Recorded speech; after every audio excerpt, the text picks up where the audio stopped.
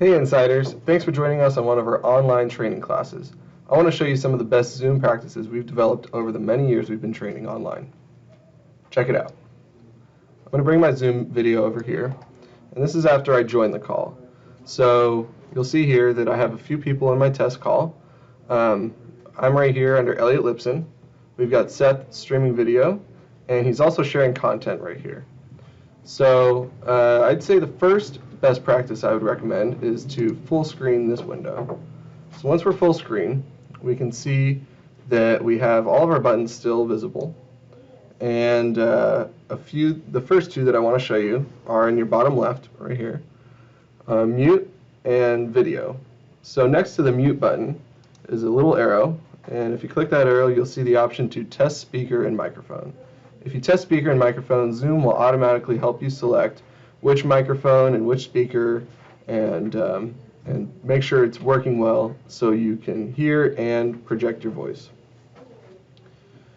And then when you're in class, you can select to mute or unmute yourself with this button right here.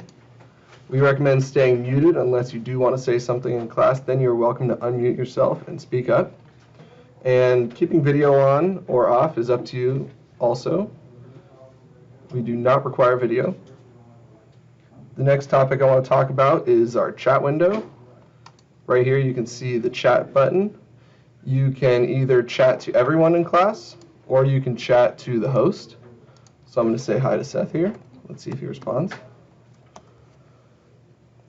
And then I can change it back to everyone here if I want to talk to everyone again. But the messages show up right there on the right-hand side of the screen. The share button is to share your screen if we want to see something on your screen. We don't really run into that during classes, but it's good to know just in case. If you want to click on participants and see who's in the class and see who's running their video, or if you want to rename yourself, you can do that also here, Elliot Lipson 2. Just in case I do want to say something in class and I don't want to interrupt and maybe I don't want to type it out, I can click raise hand. And in the participants section, we'll notice that a hand is raised now. Right here. I can also lower my hand with this button. Let's see, and here's where viewing comes into play. So I can go to view options up in the top center of your screen, and I like clicking side-by-side mode.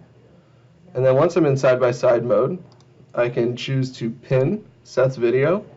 And this is something that actually we control during class. We can choose to spotlight certain videos. So we'll have a few video streams running, usually a 360 camera of everything that's happening in class, and then a few focus cams, maybe on Harrison or myself or another speaker. I can also come to this slider in the middle and drag back and forth depending on which one I want to see bigger. And if I want to go full screen again, I can click full screen right there, which makes it just a little bit bigger. So now I can see whichever video stream I want to see a little bit more clearly. I can click exit full screen, exit that full screen, and come back to my chat window and see my participants over here. And I think that's it for our best practices. Thanks for tuning in, guys.